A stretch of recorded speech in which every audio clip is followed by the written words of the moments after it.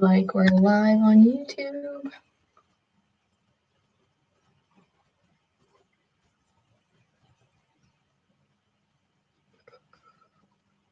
Okay, I'm slowly learning what's happening. So hello, welcome.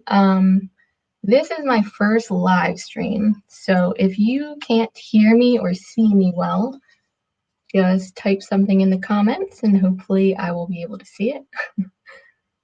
And I'm just gonna get this started on Instagram and then we can get started. Okay. So, okay. So thank you for being here. And we're talking about self-trust today. Okay.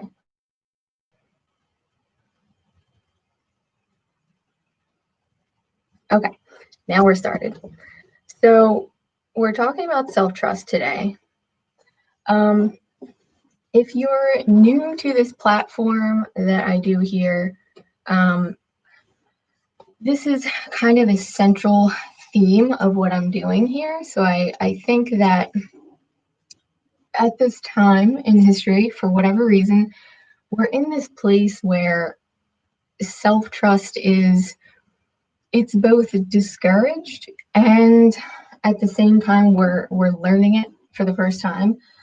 So it's not in our nervous systems yet. So that's the main thing I want to talk about today is, because all this stuff about like be yourself and all these cliches are, everyone is saying them, but it's shocking how hard it is to actually go through with it and do it and embody it. And to tell the difference between, am I doing that? Or am I kind of playing out this role? Or, playing out this persona, basically. So we'll talk about the difference between the self, you, and the persona. And the persona is part of your psyche, so it's not a bad thing. Your persona can be used for good, like technically that's what I'm doing right now. I'm using my persona. You guys don't really know exactly who I am, you just know the persona, but it can be a good thing. The issue is when we're getting trapped in that and we can't get to ourselves beyond that, if that makes sense. Okay, so first, we gotta talk about people pleasing, and we gotta talk about getting backlash from people when you are attempting to either express yourself honestly, just kind of like trying new things, like anything that you're trying to do that's an authentic expression. And then, the judgment, rejection, backlash, any of that kind of stuff that can end up happening as you're trying, you're taking these leaps. And what happens when, especially for sensitive people, even if the backlash is subtle, like you try something new and like someone makes a comment, especially at a young age, right? Because we're not interpreting cognitively at a young age. We're kind of just like experiencing things instinctively. So the younger the age you're at and the more times this happens, it gets solidified into your nervous system. When I express or when I do this particular aspect of myself, then it doesn't go well. And so it doesn't get solidified in consciously, right? It gets solidified in unconsciously. And we're going to talk about why that is. Okay. So the four system, hold on, let me make sure. Okay, yeah, Instagram. So let's start with the 4 nervous system responses, right? So fight or flight, if I'm not sure, I can't see who you guys are that are watching, so I don't know. I might know you, I might not. But if you study psychology, you probably know about fight or flight, right? You've probably heard about it. This is like a mainstream teaching. Your nervous system goes into fight or flight. Those are the two. There's actually two more that researchers are now talking about. So that's fawn or freeze. Okay, so let's just talk about the basic, how that developed, which you probably know a lot of that. And then we're going to talk about how that plays out now, because it's symbolic now. So we have how, fight or flight and freeze originally came into our nervous systems to help us survive, and it did a really good job. And now we're living in this super sort of detached from nature society where it doesn't seem relevant anymore, but it's actually highly relevant. So, okay, so we've got fight. Let's start with fight. Fight is obvious, right? So how this originated, the bear's chasing you in the woods. And at that point, not you, but your nervous system makes this decision. So it's like, you're not consciously thinking this. Your nervous system goes, am I going to fight? And okay, so let's say it's a I don't know, it's a gnat flying around your face. You're just going to kill it, right? You're just going to go fight. If it's a bear, your nervous system, if you are truly wired for survival, your nervous system is going to go, no, I don't think I want to fight here. So then it's going to go, okay, what's the next thing? So it's like, it goes down the line really quickly, right? So it's like, fight? No, not this bear. Flight. Okay, now there's an option for you. Flight. I can run from the bear, right? Again, none of this is conscious. It's just instant. So, okay. So you're running from the bear. We're just talking about, for anyone who just joined, we're just talking about how the nervous system originally functioned, how it originally developed, and then we're going to get into how that pertains to self-trust. Okay. So you're running from the bear. The bear catches you. Okay. So now your nervous system is like, okay, shit. So the bear's got you, and flight doesn't work anymore. So fight was a no, flight was a no. Now we've got freeze, right? So freeze is just what it sounds like. The bear's got you, and you're like, the best thing I can do here is play dead, and maybe it'll leave me alone. Or at the very worst, I'm not going to have as terrible of a death, as morbid as that sounds. I'm not going to have as terrible of a death if I just freeze. Best case scenario, it leaves me alone and thinks that there's something wrong with me, instinctually. So fight, flight, freeze those were kind of like the originals. Then, okay, so that's how that got started in our nervous systems. Today, we live in civilization, right? A more civilized society, as we say. And this becomes symbolic.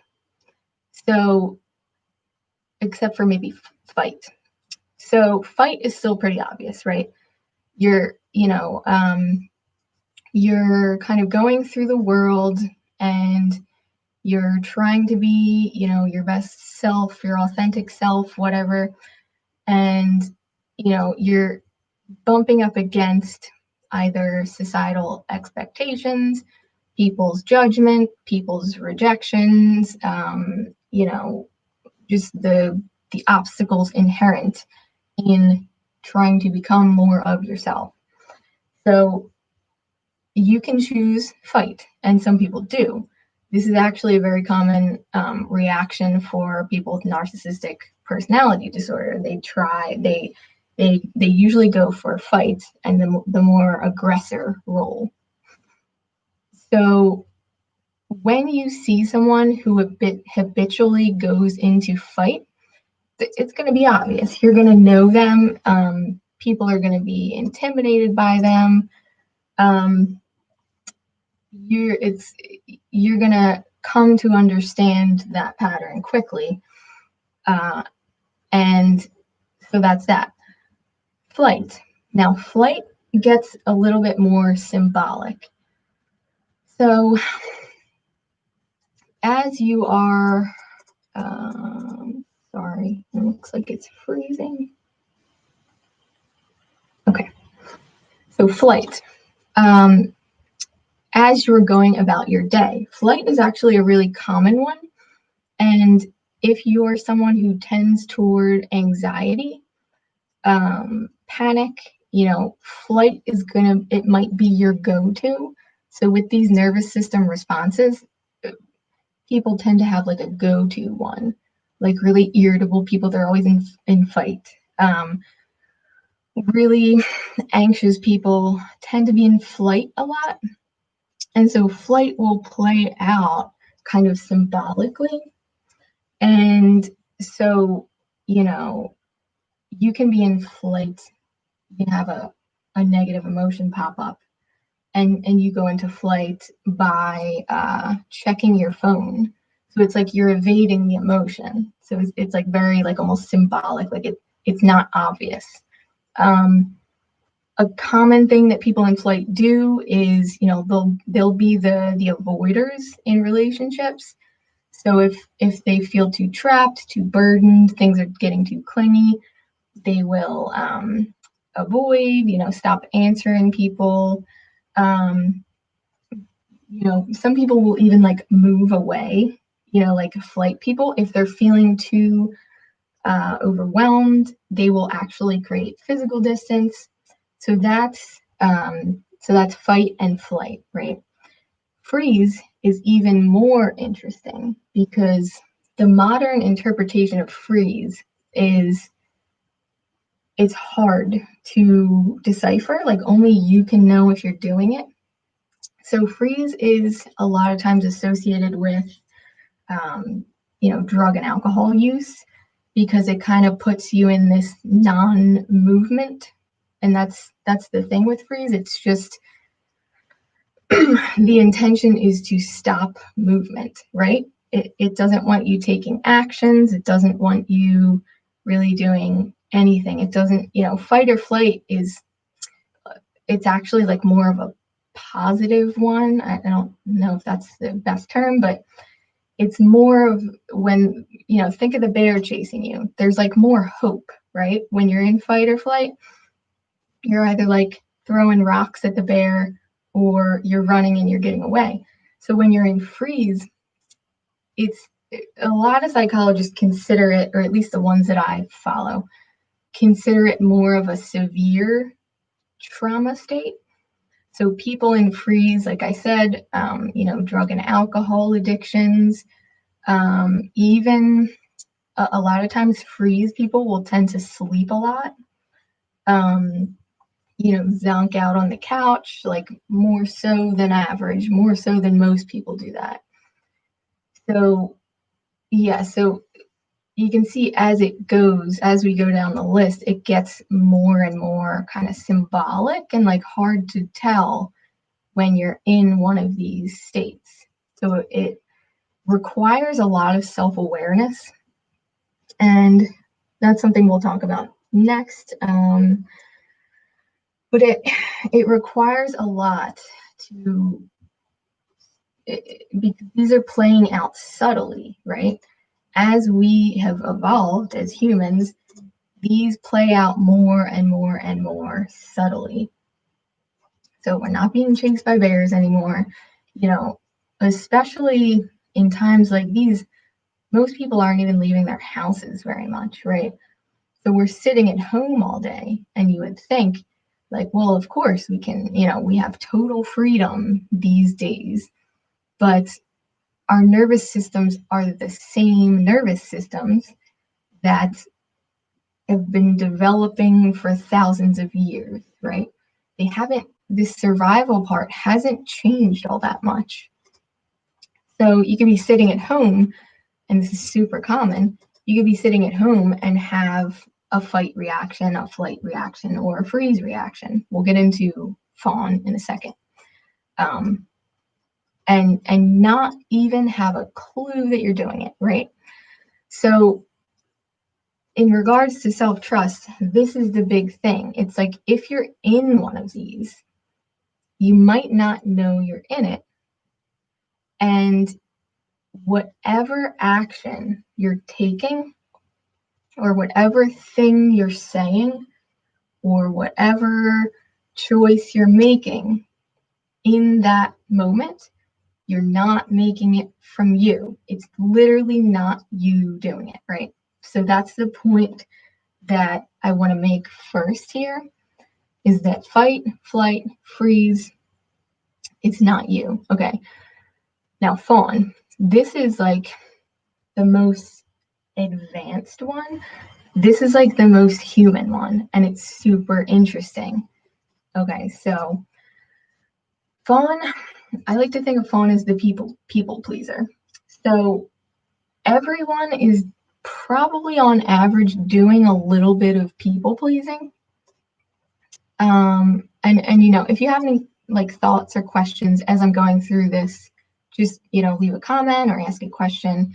I think I'm like speeding a little bit, but so everyone's got a little bit of people pleasing, on average. We all care to some degree whether the people around us are happy, whether we're impressing them, to some extent, some more than others.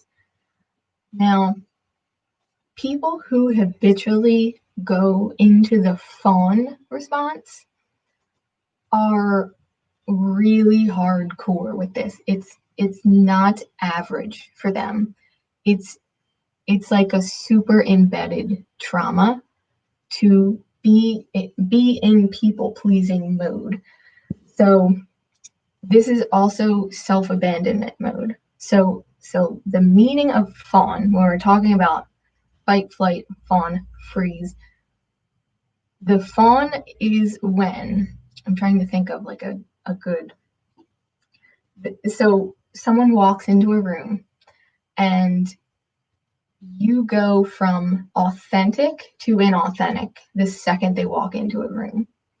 So someone who, and we'll talk about why this happens in a second, but so someone who habitually goes into fawn, they probably don't know what's happening. They just know that they're uncomfortable and that they can't relax around other people. So they know something's wrong. They know they feel like shit, but they're like compelled. They're driven to change in order to suit, the other people coming into the room. So someone walks into the room and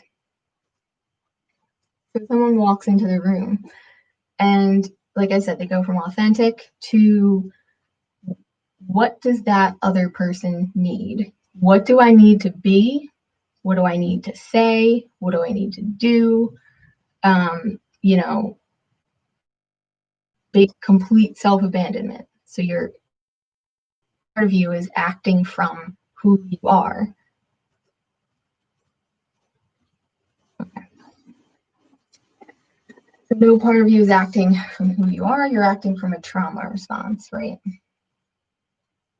So those are the 4 F's, they call them, the 4 nervous system responses to trauma.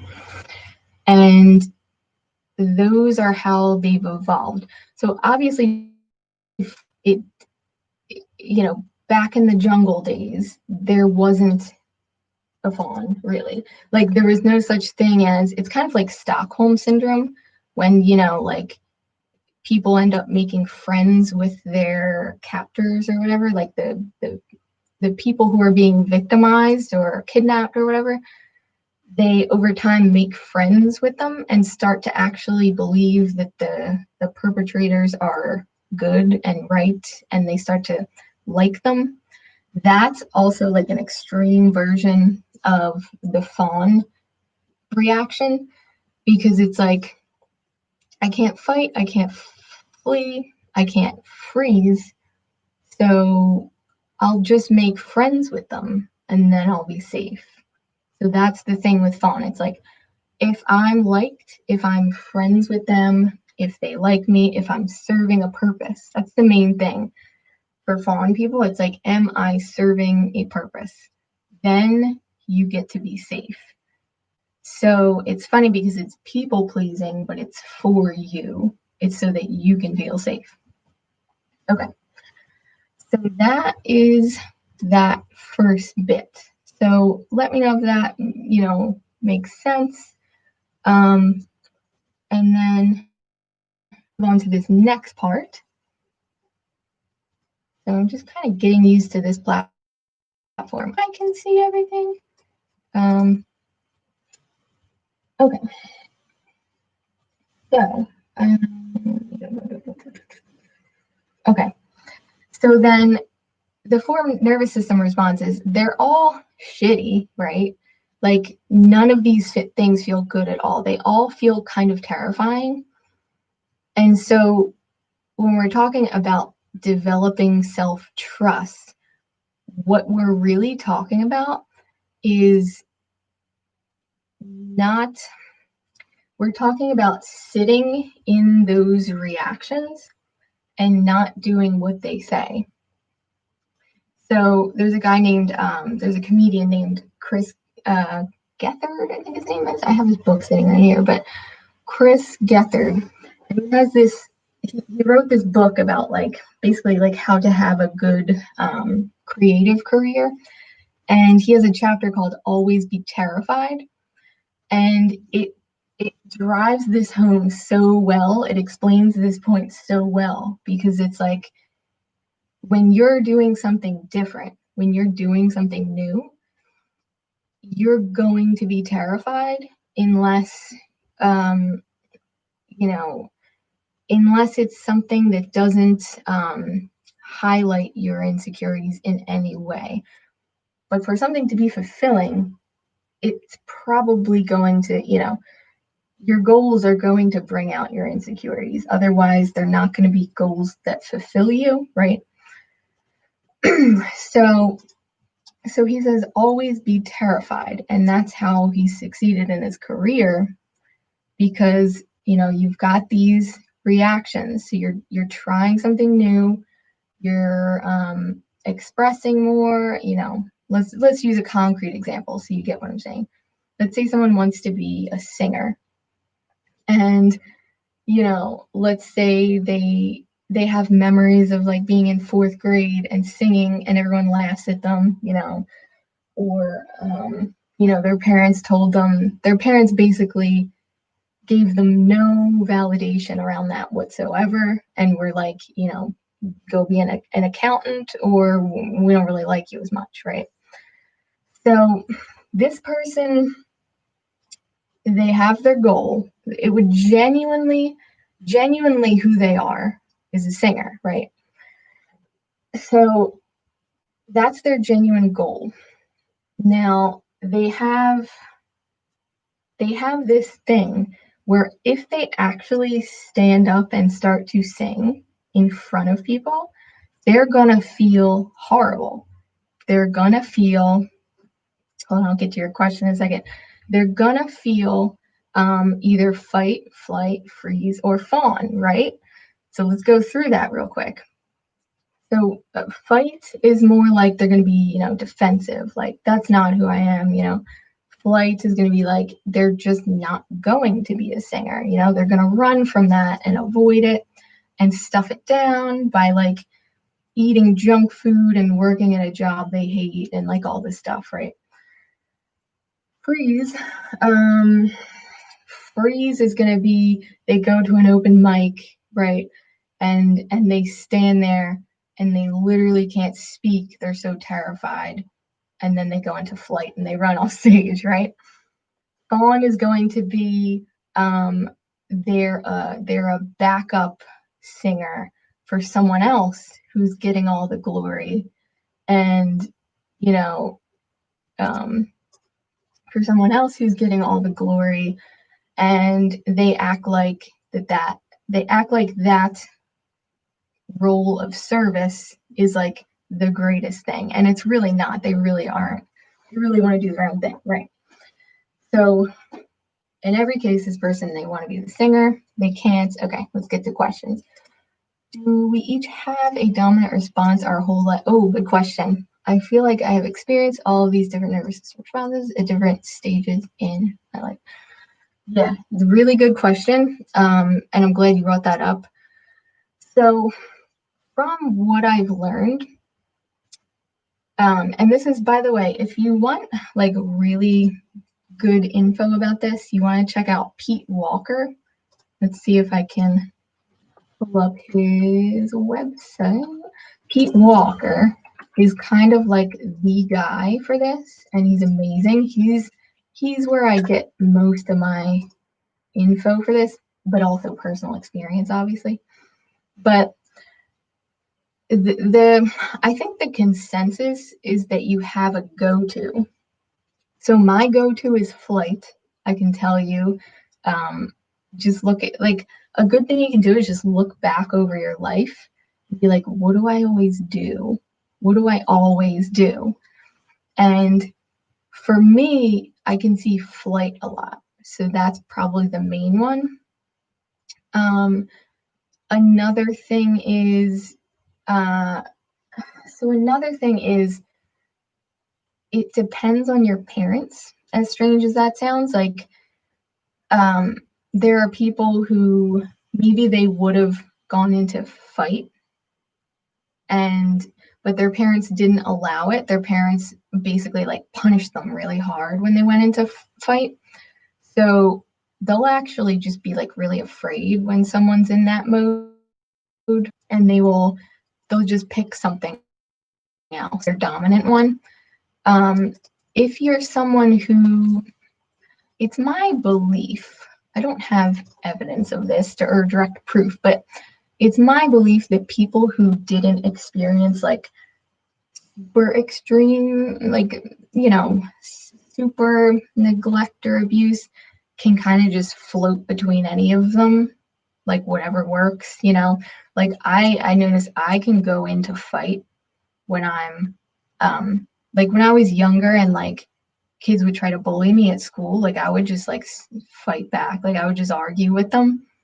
And I noticed that other kids weren't really able to, like they couldn't get that out of themselves. So they would just kind of like go into freeze or something. So I think that you kind of have like an upside if your parents were like very nice. And my parents were sort of like um there wasn't a lot of like yelling or discipline or reprimand, so I didn't really grow up with a lot of fear. I mean, I did at school, but it wasn't like trained into me to like not don't do this, don't do. So yeah, I think there's a tendency, you're gonna have a tendency, whatever one you're comfortable with, but a lot of people bounce around. So that's that. Let me grab a drink here. Okay. So what else do we have? So if it's not clear, how this ties into self-trust, you're either reacting from one of these, like I said, or you're reacting from an authentic. Okay, so let's go back to the singer. She's either in one of these responses or she's singing, which is what she wanted the whole time, right? So when she first starts singing, she's gonna feel, like I said, she's gonna go into one of these responses. She's gonna feel like shit, strangely, because we have all these layers, right? So we've got the first and most dominant, the layer that's going to impact you the most is going to be your parents. And I know that is not necessarily mainstream thought. Like if you study certain types of psychology, they will, like psychotherapy, they will trace everything back to childhood. And I know a lot of people don't like that. But the fact is, your nervous system was developing as you were, your nervous system was developing as you were growing up, and your parents were there and they were shaping it, right? So your parents are that first layer, whether you like it or not, that determined what your behavior was going to be and what you were going to be afraid to do, right? On top of that, we've got, or maybe like underneath that, we've got the societal layer. So the societal layer is like, what are my friends at school doing? What do they say on the news? What is the media saying? What else? What are politics saying? What are magazines saying? Like the society at large. So that's going to be another layer.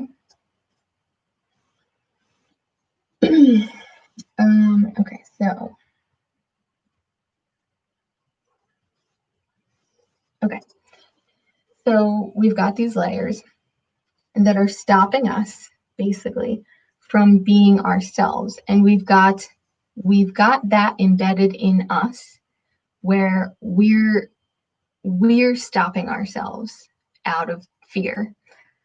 So the answer here is, one, you're going to recognize which of the 4 F's you're in, right? Which of them do you habitually go into?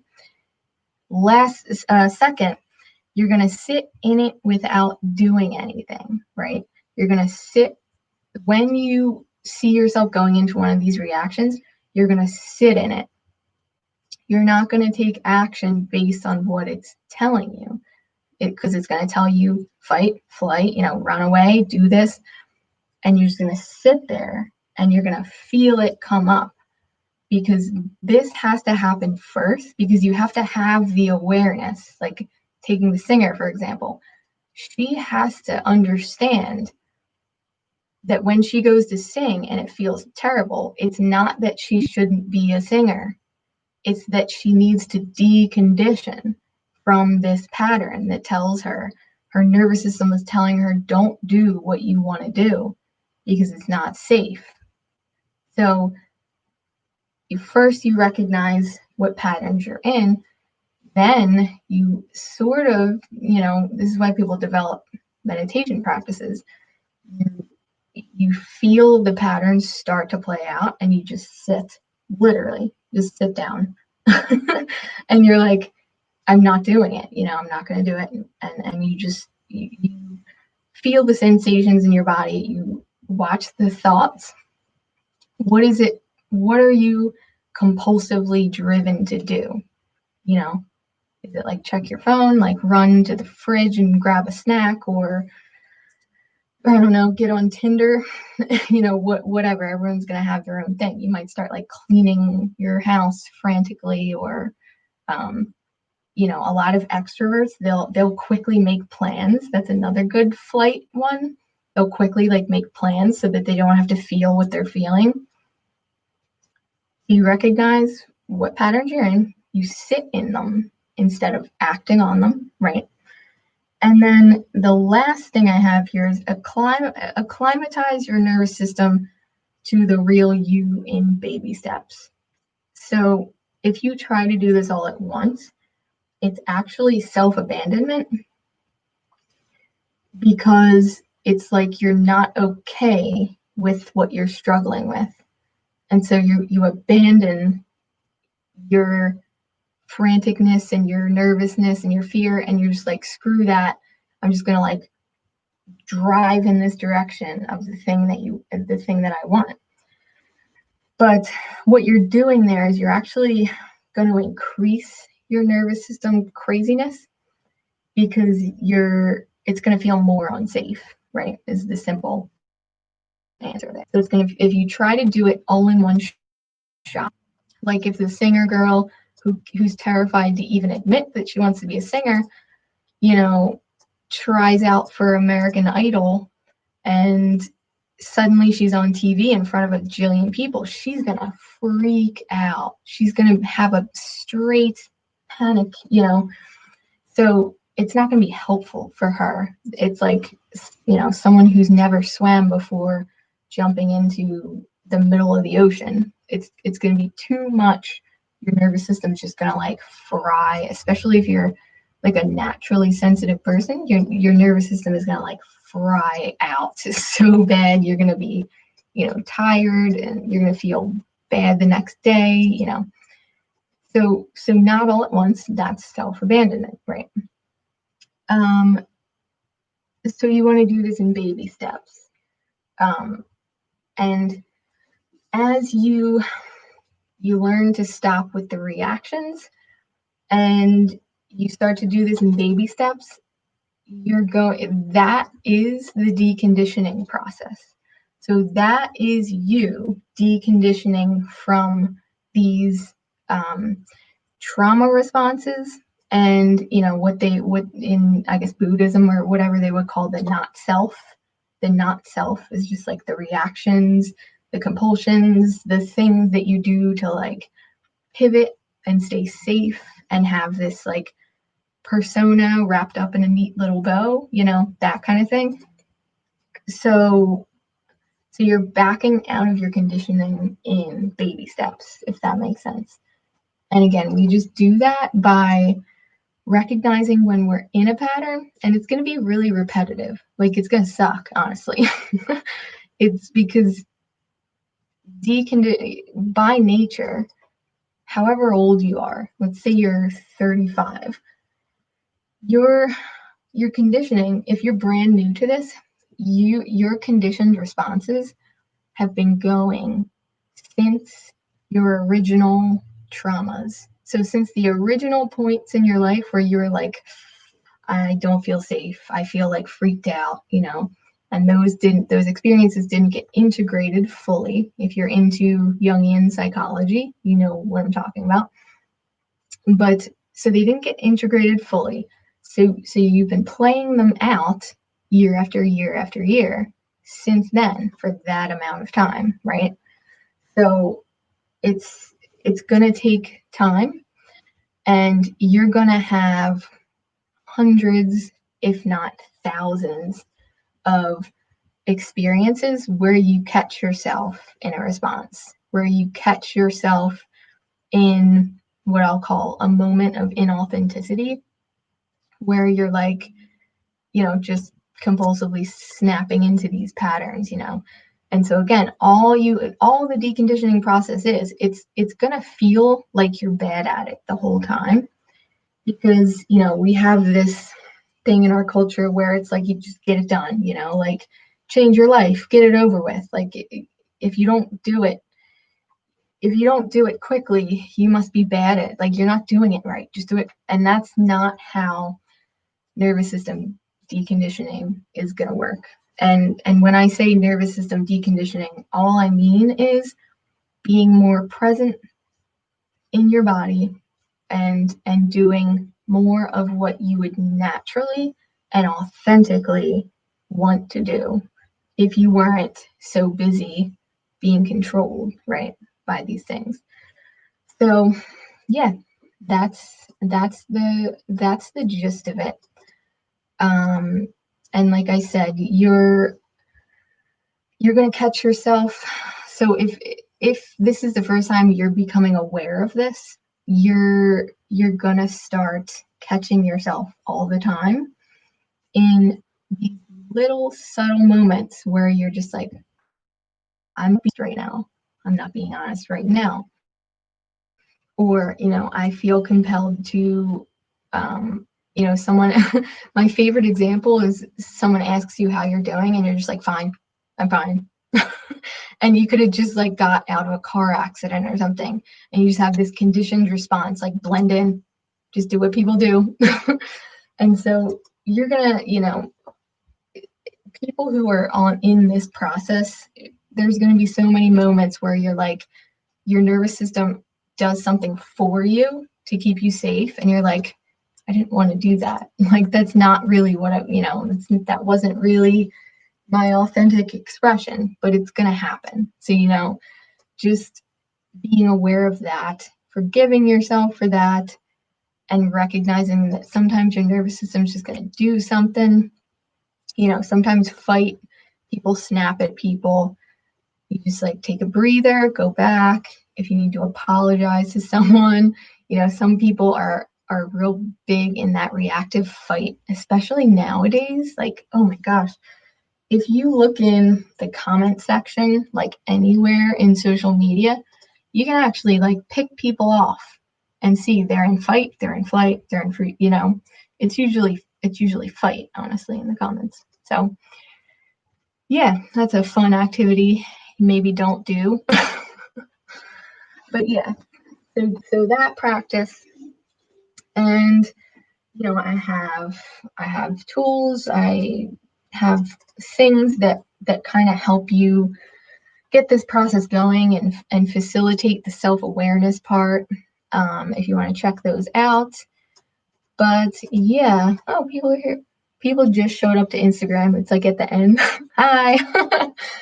But yeah, so if anyone has any thoughts, questions, that is pretty much the gist of what I wanted to say there.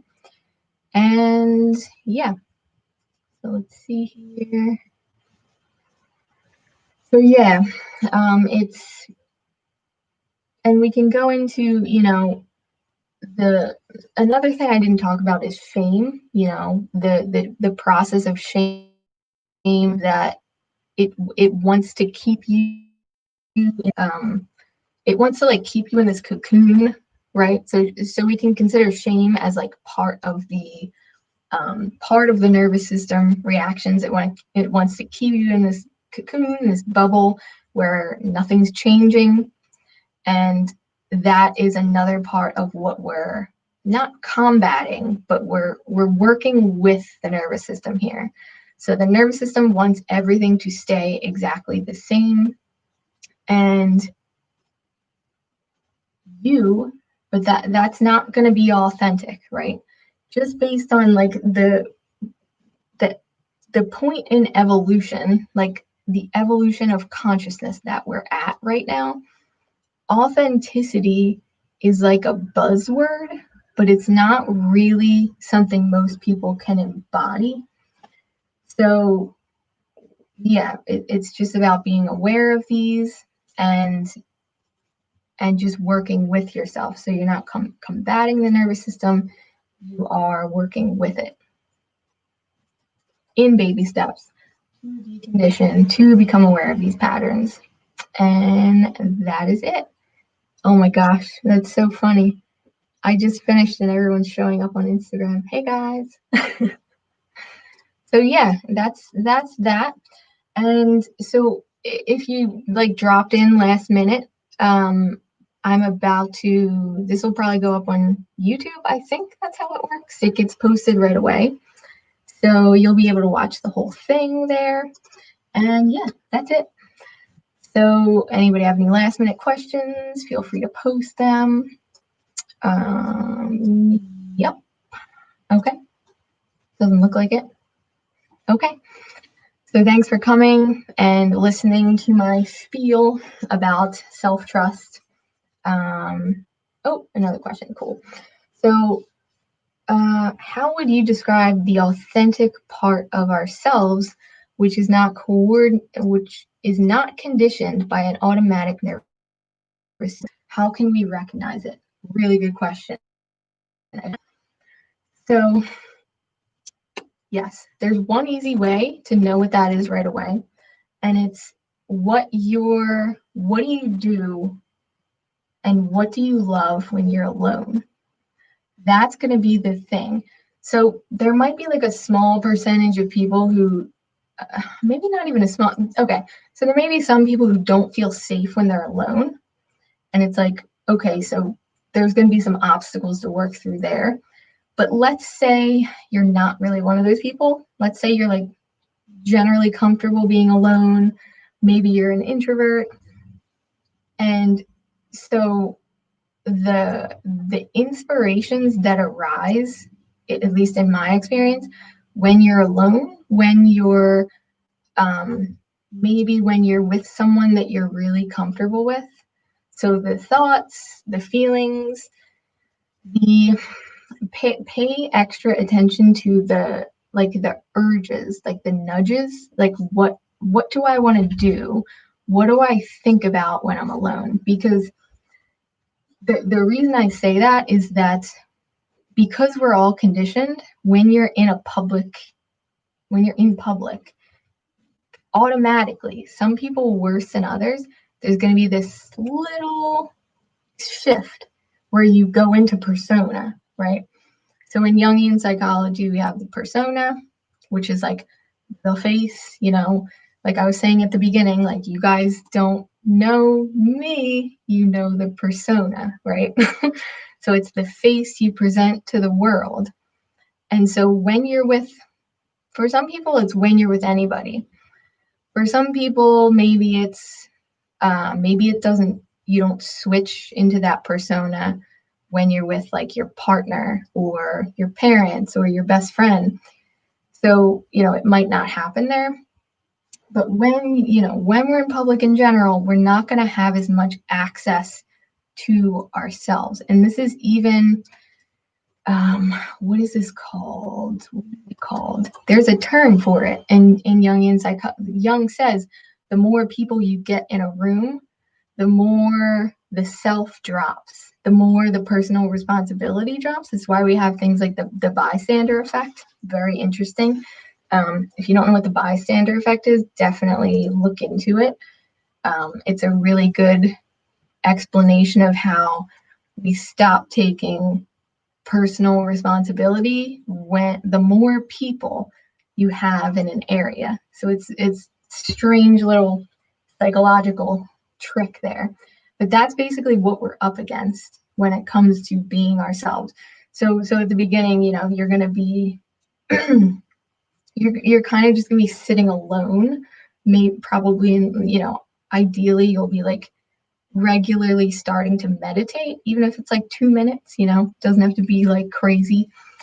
And you'll start to get these intuitions. And this is something Kyle Cease talks about, like my hero, Kyle Cease. I'll type him in if you don't know how to spell his name. But yeah, he talks about that. He talks about your authenticity comes up after you've been meditating a while and you're by yourself. So you're finally safe. Your nervous system is finally like, okay, I don't have to do anything to stay safe. I'm just safe. And then it can come out. So I know it might sound kind of like discouraging, but that's what we're doing. We're just trying to get to a place where it comes out more often, more naturally, and without as much effort, where the self is just getting safer and safer, and it's just more and more able to express naturally, not conditioned, not trauma response, not what Kyle C says, this is what got me blood. Like your persona is, fun fact, it's actually the things that worked for you as a kid. So, you'll hear comedians say this a lot where they're and it's a shame because comedians get very depressed a lot of the time. But being funny is how they got what they needed. Love, acceptance, whatever. So, yeah. I'm not sure how we got off on that tangent, but yeah, that's that. Okay, so any other thoughts, questions? It's getting kind of long, so I'll close it up soon if anyone has anything else. Really good questions though. Someone said, I need help with exactly that. I'm such an empath. With it, that my inauthenticity comes out. Yeah. So if you feel like really addicted to that, if I'm in a group, yeah. If you feel really addicted to that inauthentic response, there's actually uh, there's a Teal Swan video on this. I don't know if you're aware of Teal Swan. I know some of you guys are on Instagram, but Teal Swan, yeah, she has a video on the inauthentic response when it's real severe, and it's I think the video is called, it's something like when you can only be comfortable alone or something. You don't like what you're saying? Yeah, gotcha. But yeah, it's basically like you can call it like fragmentation. Like if you snap into inauthenticity, like really bad, like a lot, it's there's something we have to come to terms with a lot of times about like your past, and it's that um, you probably had far less opportunities to be safe. And I don't want to be too specific, I don't know exactly what will help them that I lose what I need. Yeah. And that's going back to that fawn response, it's like the ultimate people pleaser mode in order to stay safe. So it's a big deconditioning process. It's definitely a deep one. And I think some people have it more than others. Again, I really believe it's based on past experience. Like, because think about, you know, you you grew up in an environment and it was antagonistic to you, or it's on a great, it's on like a spectrum. It was either super antagonistic to you yourself, or it was medium, or it was not antagonistic. And the people who grew up in these environments where they generally fit in like loosely, everyone's going to deal with this to some degree, but if the environment you grew up in wasn't that antagonistic to who you are, you're going to feel more comfortable expressing authentically, right? Oriented towards the other, what will help them? Oh, I read that already. Okay. Yeah, but so it's a lot of it is a self-compassion thing in that case, because it's like when you're snapping into it like that, even if just like sometimes in school settings, like sensitive people in the modern school setting, I mean, that's a whole other video where we could go into. Yeah, one parent, highly antagonistic. Yeah. So in whatever we call this, some type of psychology, they call it reverse child parent roles. Is actually it's a pretty extreme version of trauma. It's difficult when the parent puts the child in the position of caregiver. So you literally learn as you grow up to be a caretaker is how you survive. Literally how you survived. So you're basically talking your nervous system down from that, and you're saying things are going to be different now. We don't need to do those things anymore. Maybe we had to do them for 10, 20, 30, however many years, but you're just, continuously talking yourself down. Again, I highly recommend Pete Walker for this. I think he has a book. But yeah, if you identify strongly with kind of any of these, especially if you identify as like CPT, like any disorders. I don't like the term disorder, as some of you might know, but if you identify with any of that stuff, if you had an upbringing where there was a lot of misunderstanding, like I had two great parents, but there was a lot of misunderstanding. There wasn't a lot of common ground. And so the authenticity thing didn't go over well. It never went over well, you know. So that's another thing to realize, is that you can have a lot of emotional baggage and a lot of trauma around being, and you might have grown up in like a really normal environment, you know. So it's not even about super severe, like being abused necessarily. It's not even necessarily about that. It's, you know, it's just about, you know, just going back to how was I received, and just, you can even sit with that in meditation, like, how, going back over my life, how have I been received? That's actually a really good one you could do. And people who struggle with authenticity may find that they've got a lot of negative experiences, a lot of, you know, just a lot of bad memories about that not really working out. So yeah, so that's that. Okay, I'm gonna wrap this up now because we're getting long. But thank you guys so much for being here. I'm considering doing these like once a month, maybe. We'll see. But yeah, thank you, and I appreciate you. Feel free to sign up to the newsletter. Where do you go after that? Okay, so yeah, just shoot me an email if you want. I'm gonna wrap this up now. Awesome. Okay. So thank you guys. And I will, make sure to subscribe on YouTube, subscribe on Instagram, YouTube, newsletter. All the links should be down below. And yeah, thanks guys so much. And I will see you next time.